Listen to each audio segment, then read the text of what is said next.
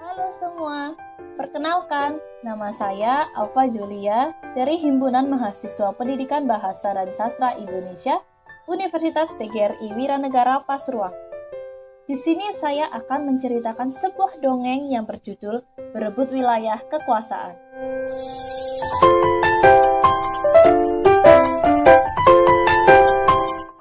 Dahulu kala, konon segala jenis binatang dapat berbicara seperti manusia.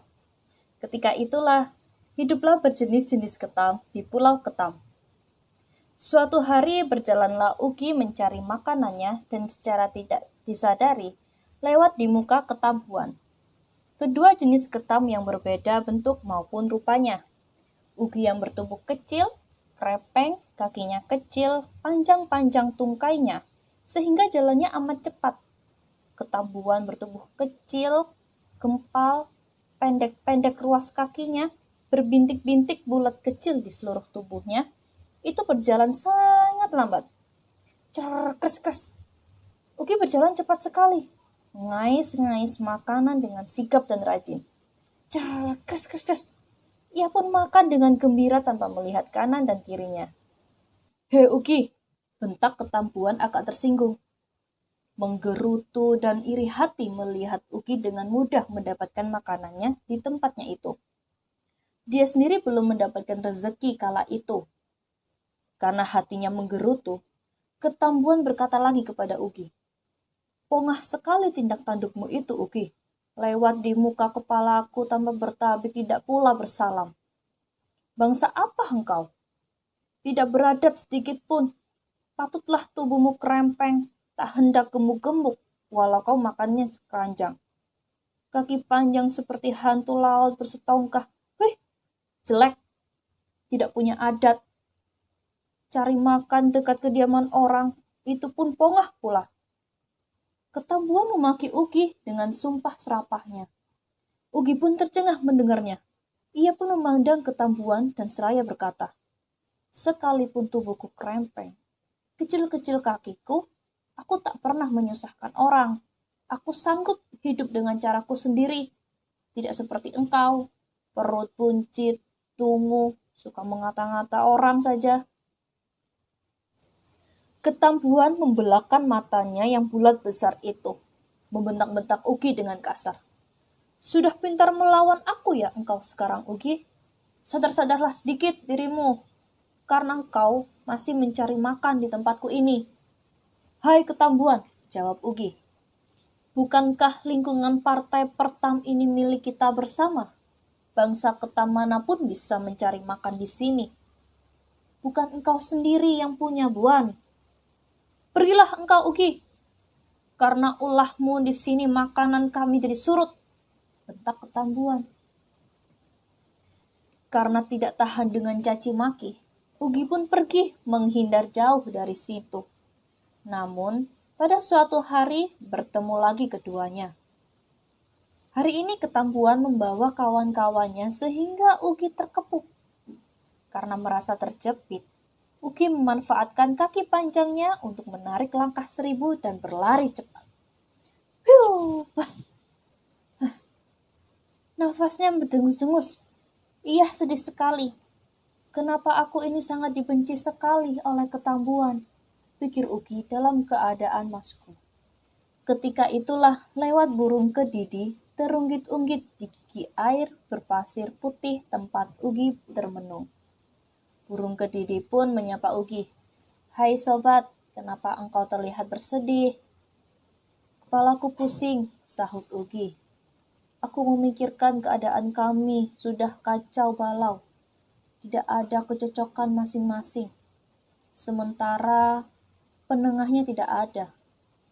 Ketambuan tahunya marah-marah saja. Ya, karena kami lebih rajin daripada mereka. Tentulah mendapat rezeki lebih banyak, bukan?" Burung kedidi yang arif bijaksana menjelaskan. Taulah aku masalahnya. Kalian bangsa ketam rupanya selama ini tak pernah dikunjungi oleh Raja Ketam. Karena itu kacau balau," kata burung kedidi lagi. ku nasihati engkau sekarang, Ugi. Sebaiknya engkau menghadap Raja Ketam Bangkang di hutan bakau sana. Ceritakan padanya tentang perselisihan bangsa Ugi dengan Ketambuan selama ini. Singkat cerita, menghadaplah Ugi ke hadapan Bangkang.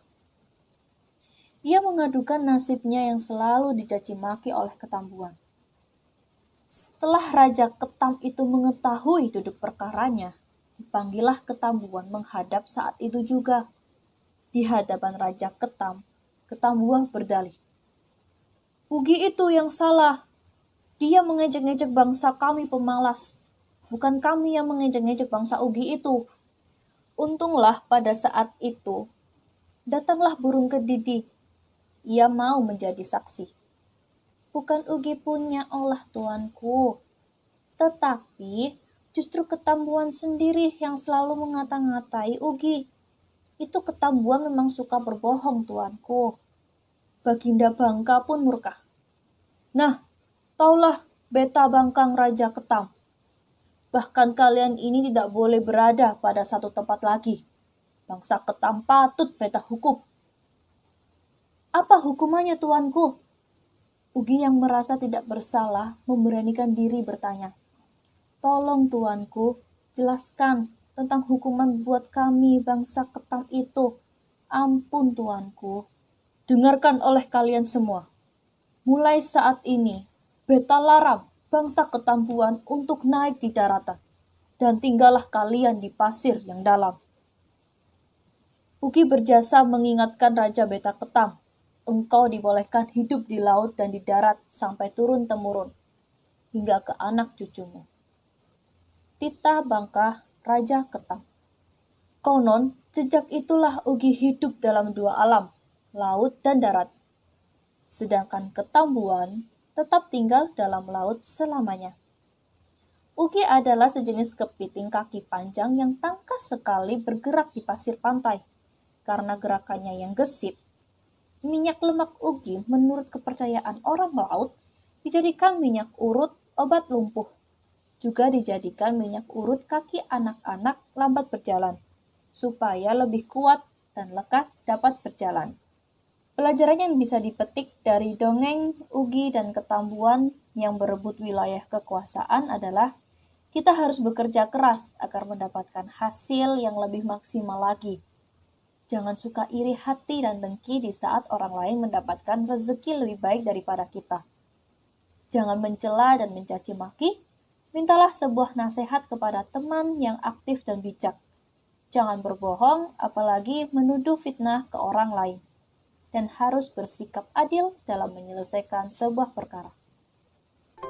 Nah, itulah dongeng Ugi dan Ketambuan yang berjudul Berebut Wilayah Kekuasaan. Semoga terhibur dan semoga bermanfaat. Terima kasih. Dadah!